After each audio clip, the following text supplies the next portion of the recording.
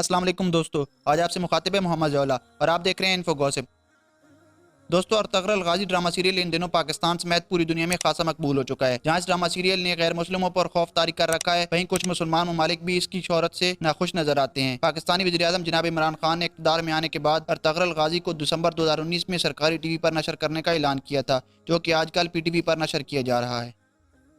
जहां पाकिस्तान में इस ड्रामा को लेकर काफ़ी जोश व खरोश पाया जाता है, वहीं कुछ ममालिक ने इसको बैन कर दिया है। इन ममालिक में सर फहरिस्त सऊदी अरेबिया, मिस्र, UAE और भारत शामिल हैं।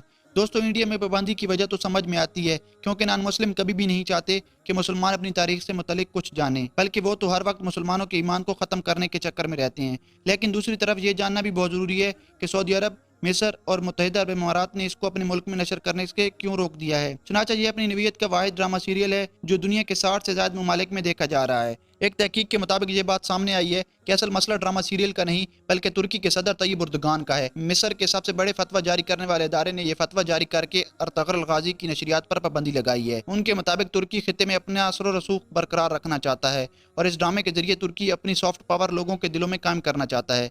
फतवा में यह भी बताया गया है कि तुर्की ये बावर कराना चाहता है कि हमारे पास असल लीडर हैं। इस फतवा में यह भी बताया गया है कि तुर्की ये बावर कराना चाहता है कि हमारे पास ही असल लीडर और खिलाफत के इक़्तिदार हैं और तुर्क सदर अपने जंगी अज़ाइम ज़ाहिर कर रहे हैं। इसके बाद मिडल ईस्ट ब्रॉडकास्टिंग सेंटर ने भी दुबई और सऊदी अरब में अपने चैनल्स पर इसको नशर करने से रोक दिया है, मगर इस अमल से इन ममालिक को कोई ख़ास फ़ायदा होता नज़र नहीं आ रहा, क्योंकि लोगों ने अब इस ड्रामा सीरियल को इंटरनेट और यूट्यूब पर देखना शुरू कर दिया है। इसकी मकबूलियत में और ज़्यादा इजाफा होता जा रहा है।